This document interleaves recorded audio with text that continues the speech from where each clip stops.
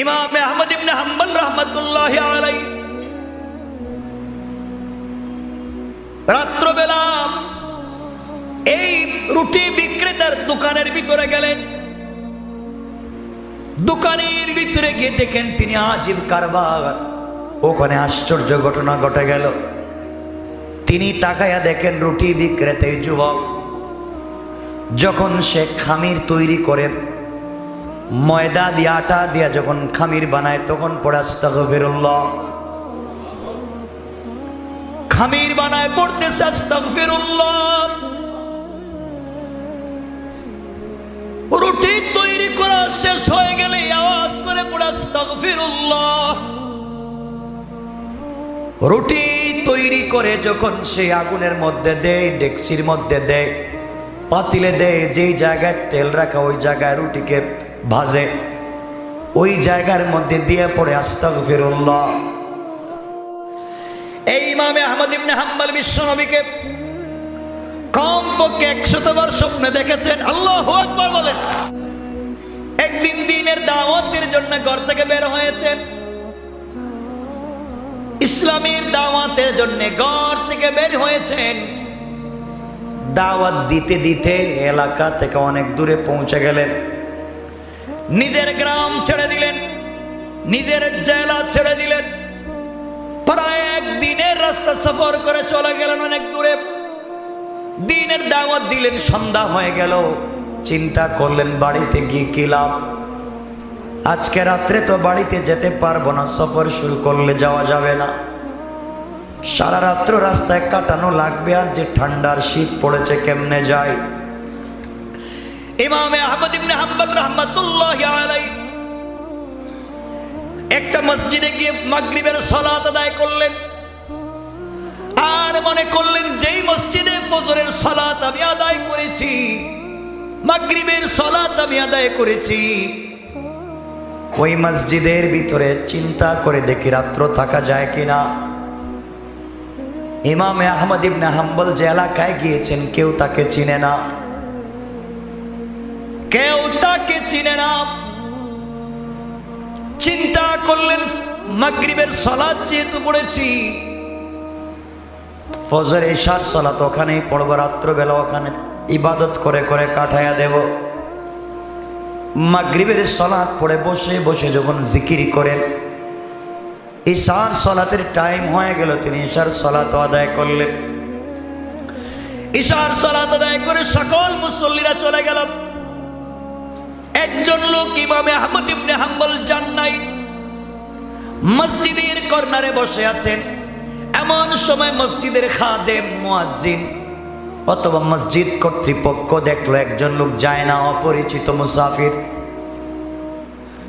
খাদেম অথবা মুয়াজ্জিন এসে বলল, আঙ্কেল আপনি এখানে কি করেন, বের হয়ে যান, দরজা লাগাইয়া দেব। তিনি বললেন, বাবা আমি অনেক দূরে আমার বাড়ি, তুমি আমাকে চিনবা না, আজকে রাত্র মসজিদে আমাকে থাকবার সুযোগ করে দাও, আগামীকাল ফজরের সালাত আমি আদায় করে চলে যাব। মুয়াজ্জিন অথবা খাদিম মানতেন, খাদিম মানতে নারাজ না, আমাদের এখানে অপরিচিত লোক থাকা যাবে না, আপনি বের হয়ে কোথাও চলে যান। এক পর্যায়ে জোর জবরদস্তি করে মসজিদ থেকে বের করে দিলাম। বিশ্ববিখ্যাত বরেণ্য বুজুর্গ আলেম, হাম্বলি মাযহাব যার নামের উপরে চলে, বের করে দেওয়া হলো। তিনি কোনো রাগ করেন নাই, ভিতরে কষ্ট আনেন নাই, অনুশোচনা করলেন না, বের হয়ে গেলেন। কোথায় যাবেন? রাত্র ইশার পরে।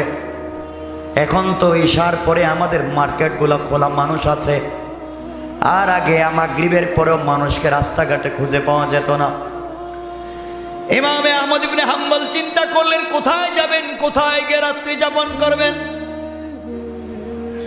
এক পর্যায়ে তিনি রাস্তা দিয়ে হাঁটা শুরু করে দিলেন। হাঁটতে হাঁটতে দীর্ঘ পথ চলবার পরে একটা বাজারে গিয়ে পৌঁছে গেলেন। বাজারে গিয়ে পৌঁছে দেখেন গোটা বাজার বন্ধ, কেউ নাই। বাজারের মধ্যে পিন পতন, নীরবতা, কোনো মানুষ নাই, কিছুই নাই। বাজারের একটা কর্নারে মিটমিট করে একটা চুলা থেকে আগুন জ্বলে, মনে হয় কিছু লোকের না আগুন আছে। ওই দিকে গেলেন, গিয়ে দেখেন একটা দোকান খোলা, ছোট্ট একটা ঝুপড়ির মতো দোকান খোলা। দোকানের ভিতরে একজন যুবক দাঁড়িয়ে আছে, মুখে দাঁড়িয়ে আছে, সুন্দর লেবাস। সে দোকানের ভিতরে রুটি বানাইয়া বিক্রি করে, রুটি বিক্রেতা। দোকানের ভিতরে রুটি বানাইয়া বিক্রি করে। তিনি আস্তে আস্তে তার কাছে পৌঁছে গেলেন, আর গিয়ে ডাক দিয়া বললেন, বাবা, গভীর রাত্র হয়েছে, আমি মুসাফির পথিক, আমার বাড়ি এলাকায় নাই। দীর্ঘ পথ চললে, আগামী কালকে পর্যন্ত চললে বাড়িতে যেতে পারবো। তোমার দোকানে কি আজকে রাত্রটা কাটায় দিতে পারি? বাবারে, গরিব মানুষ, আমার কাছে ঠান্ডার কোনো কাপড় নাই। তোমার দোকানে তো আগুন আছে, কিছু আগুনের মাধ্যমে আমি চাইলে আমার শরীরটাকে গরম করতে পারি। ইমামে আহমদ ইবনে হাম্বলের মতো মানুষের শরীরে দামে কাপড় নাই। ভাইরে, এত বড় বুজুর্গ, বিশ্ববিখ্যাত আলিম, থাকবার জায়গা নাই, পরনের একটা লেবাস নাই। আর আমরা দুই আয়াত কোরআন পড়ে নিজেকে বড় আলিম দাবি করে কথা বলে, ঠিক কিনা? নিজেকে সমাজে জাহির করবার চেষ্টা করি। ইমামে আহমদ ইবনে হাম্বল যখন বললেন, যুবক বলছে, হুজুর, আপনাকেও আমি চিনলাম না বাবা, আপনি যদি থাকতে চান সুযোগ আছে, আপনি আমার দোকানে থাকেন। ইমামে আহমদ ইবনে হাম্বল রাহমাতুল্লাহি আলাইহি রাত্রবেলা এই রুটি বিক্রেতার দোকানের ভিতরে গেলেন। দোকানের ভিতরে গিয়ে দেখেন তিনি আজীব কারবার। ওখানে আশ্চর্য ঘটনা ঘটে গেল। তিনি তাকায়া দেখেন রুটি বিক্রেতা যুবক যখন সে খামির তৈরি করে, ময়দা দিয়ে আটা দিয়া যখন খামির বানায়, তখন পড়ে আস্তাগফিরুল্লাহ। খামির বানায় পড়তেছে আস্তাগফিরুল্লাহ। রুটি তৈরি করা শেষ হয়ে গেলে আওয়াজ করে পড়ে আস্তাগফিরুল্লাহ। রুটি তৈরি করে যখন সেই আগুনের মধ্যে দেয়, ডেকচির মধ্যে দেয়, পাতিলে দেয়, যেই জায়গায় তেল রাখা ওই জায়গায় রুটিকে ভাজে, ওই জায়গার মধ্যে দিয়ে পড়ে আস্তাগফিরুল্লাহ। রুটি তৈরি শেষ হয়ে গেলে পড়ে আস্তাগফিরুল্লাহ। দীর্ঘক্ষণ হয়ে গেল, যুবক কারো সঙ্গে আর কোনো কথা বলতে চায় না, রুটি তৈরি করছে, আস্তাগফিরুল্লাহ পড়ছে। রুটি তৈরি করে যেই জায়গায় রাখবার কথা রাখে, আর পরে আস্তাগফিরুল্লাহ। যখন গভীর রাত্রে কেউ রুটি কিনতে আছে, তার হাতে রুটি উঠাইয়া দেয়া পড়ে আস্তাগফিরুল্লাহ। রুটি বিক্রি করে হাতে টাকা নিয়ে যখন কেশে রাখে, তখনও পড়ে আস্তাগফিরুল্লাহ। আল্লাহর বুজুর্গ আলেম ইমামে আহমদ ইবনে হাম্বল বললেন, বাবা, কি এমন হয়েছে বুঝতে পারি নাই, তুমি শুধু 24টা ঘন্টা আস্তাগফিরুল্লাহ আস্তাগফিরুল্লাহ পড়ো, এই তাসবিহ পড়ে সময় কাটাইয়া দাও, ব্যাপার কি? আস্তাগফিরুল্লাহর মধ্যে কি আছে? রুটি বিক্রি করতেও পড়ো, বানাতেও পড়ো, টাকাও রাখতে পড়ো। যুবক ডাক দিয়া বলতেছে, আঙ্কেল, আপনি বুঝবেন না, আপনাকে আমি চিনি না বাবা,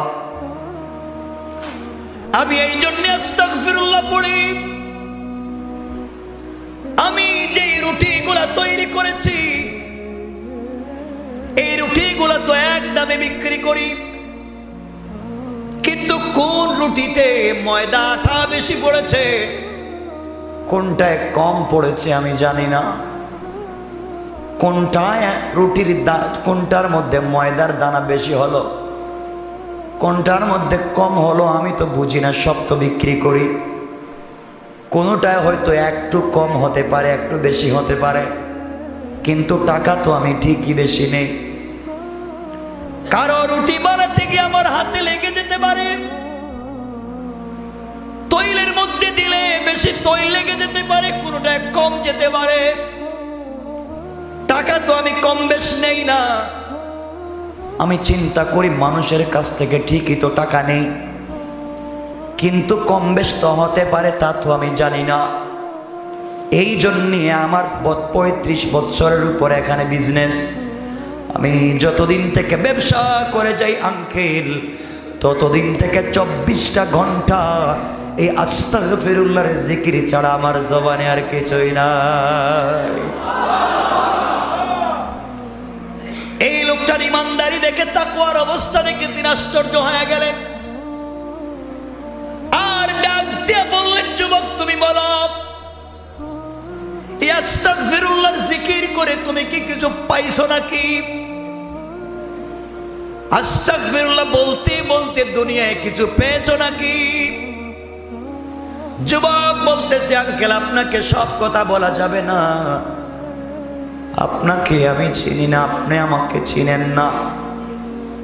দুনিয়ার জমিনে আস্তাগফিরুল্লাহ আমি পড়ে অনেক কিছু পাইছি।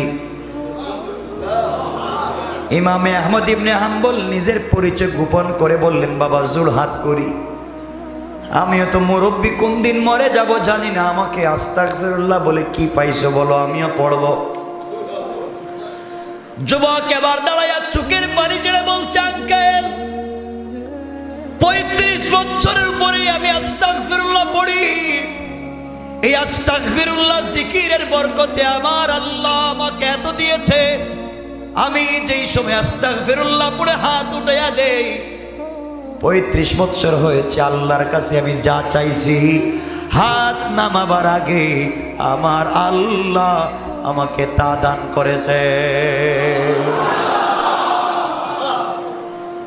আমি আস্তাগফিরুল্লাহর এত বরকত পেয়েছি,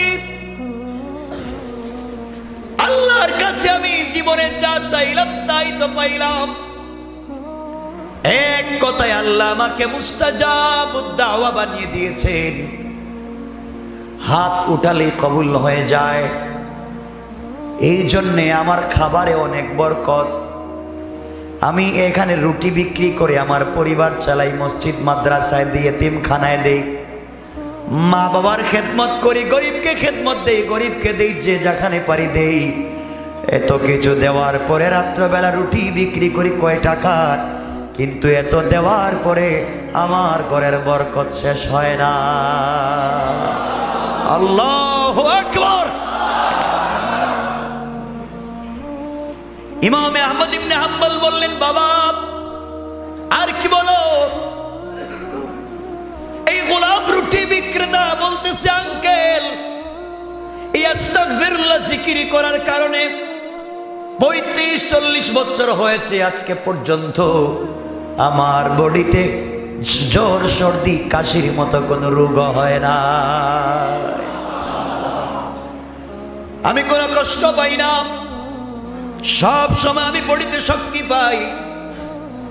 এবার মুরব্বী ইমামে আহমদ ইবনে হাম্বল বললেন, বাবা এত কিছু আমাকে শোনাইলা, বলো তো তোমার সব দোয়া কি আল্লাহ কবুল করছে? জীবনে যত দোয়া করেছো সব দোয়া কি আল্লাহ কবুল করেছে আমাকে বলো। যুবক দাঁড়িয়ে বলছে, আঙ্কেল হ্যাঁ, আমার জীবনে আল্লাহর কাছে যত দোয়া করেছি কোন দোয়া তো আল্লাহ আমাকে ফিরাইয়া দেয় নাই, জীবনে যা চাইছি তাই পাইছি, কিন্তু একটা দোয়া কবুল হয় নাই। এই কথা বলে যুবকটা হাউমাউ করে কান্না শুরু করেছে। ওগো আঙ্কেল, আমার জীবনে যত দোয়া করেছি আস্তাগফিরুল্লাহর বরকতে সব পাইছি, কিন্তু একটা দোয়া আজ পর্যন্ত কবুল হয় নাই। ইমামে আহমদ ইবনে হাম্বল বললেন, বলো তো বাবা কি দোয়া করছো কবুল হয় নাই? যুবক ডাক দিয়া বলছে, আঙ্কেল আজকে 35 বছর থেকে দোয়া করে যাই, সব দোয়া কবুল করেছেন। আর বলেছে আল্লাহকে, আয় আল্লাহ তাআলা, দুনিয়ার মানুষ বলে এই পৃথিবীর সব থেকে বড় আলেমের নাম ইমামে আহমদ ইবনে হাম্বল। সবাই আমাকে বলে, আমি তো লোকটাকে কোনদিন দেখি নাই, চিনি নাই, পৃথিবী বিশ্ববিখ্যাত আলিম বাদশাহ যাকে টলাইতে পারে না ইমান থেকে, এত আঘাত করছে, এত পিটাইছে, জবান দিয়ে যা বলেছে তার উপরে অটল আর ইস্তেকামত ছিল। আমার দিলের ভিতরে 35 বছর থেকে তামান্না, আকাঙ্ক্ষা, আমি ইমামে আহমদ ইবনে হাম্বলকে জীবনে একটাবার দেখতে চাই। আল্লাহু আকবার বলেন। আমি আমার জীবনে একটাবার ইমামে আহমদ ইবনে হাম্বলকে দেখতে চাই। এই জন্য আল্লাহর কাছে এত দোয়া করছি, আল্লাহ এই দোয়াটা কবুল করে নাই। সব দোয়া কবুল করছে, ইমামে আহমদ ইবনে হাম্বলকে দেখি নাই। এই জন্য মনে বড় আফসোস থেকে গেল, কোন দিন মরে যাব। আল্লাহ সব কিছুর সুযোগ দিল, কেন আমি ইমামে আহমদ ইবনে হাম্বলকে দেখি না। আঙ্কেল আপনি জানেন না, আপনি আসার কিছুক্ষণ আগে আমি 2 রাকাত নামাজ পড়ে আল্লাহর কাছে কান্না করে বলেছি, আল্লাহ তাআলা মরে যাব তো না জানি কালকেও, কিন্তু আমি যদি কালকেও মরে যাই এর আগে হলো ইমামে আহমদ ইবনে হাম্বলকে দেখাও। এই দোয়া করে মাত্র দোকানের ভিতরে ঢুকছি, আপনি আসছেন, আপনাকে সুযোগ দিলাম, বসেন। এবার ইমামে আহমদ ইবনে হাম্বল যুবকের চেহারার দিকে তাকিয়ে কান্না করে বলেন, আল্লাহ এত বড় বুজুর্গ আমিও তো হতে পারি নাই, আমাকে এত বড় আলিম বানাইছো, ইমাম বানাইছো, কিন্তু আমিও তো মুস্তাজাবুদ দাওয়া হতে পারলাম না। আরে গরিবের ছেলে রুটি বিক্রি করে করে মুস্তাজাবুদ দাওয়া হয়ে গেল। এমন সম্পর্ক আস্তাগফিরুল্লাহ জিকিরের মাধ্যমে তোমার সাথে করে ফেললে, তুমি তার সব দোয়াকে কবুল করে আজকে তাকে আমার বাড়িতে না পাঠাইয়া ঘুরাইয়া আমাকে তার দোকানে পাঠাইছো। আল্লাহু আকবার। তিনি দাঁড়ায়া যুবকের মুখের সঙ্গে মুখ লাগাইয়া কপালে চুম্বন করে বললেন, ও বাবা, ইমামে আহমদ ইবনে হাম্বলকে দেখবার জন্য দোয়া করেছো, আল্লাহ তোমার এই দোয়াও কবুল করেছে। ইমামে আহমদ ইবনে হাম্বলকে দেখবার জন্য যাওয়া লাগে নাই, বরং ইমামে আহমদ ইবনে হাম্বলকে আল্লাহ তোমার দোকানে পাঠাইয়া এই মুহূর্তে তোমার সামনে দাঁড় করাইয়া দিয়েছেন। আল্লাহু আকবার বলে। ও ভাই, কথা লম্বা করতে চাই না, বুঝাতে চাই, সে মালিককে চিনলা না, সে রবকে তুমি চিনলা না। শুধুমাত্র ছোট্ট একটা জিকির আস্তাগফিরুল্লাহ, ওই আস্তাগফিরুল্লাহ পড়ে জিন্দেগিকে কেমনে কামিয়াব করে ফেললো তুমি আর আমি। এজন্য রাসূল বলেছেন, আখলিস দীনাকা ইয়াকফিকাল আমালুল কালিল।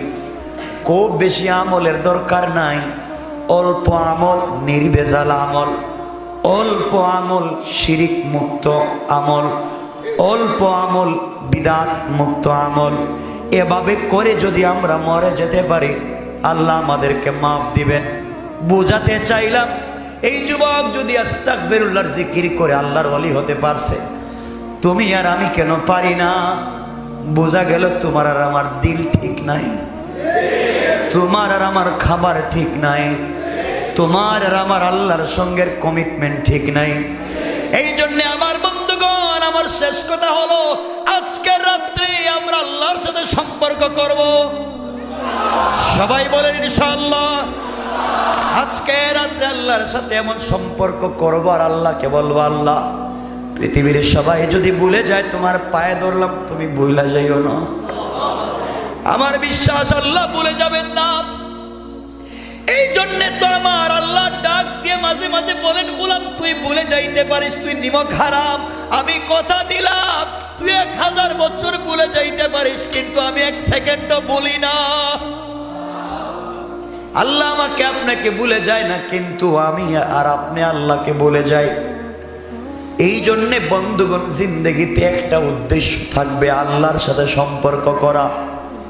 যেভাবেই হোক, যেভাবেই হোক, এই আল্লাহকে কনভিন্স করে নিজের কাছে রাখা, যখন যা চাইবো তা যেন আদায় করতে পারি। এই জন্যে সবসময় আল্লাহকে খুশি রাখা লাগবে। বলেন পারবো তো ইনশাআল্লাহ? পারবো তো ইনশাআল্লাহ?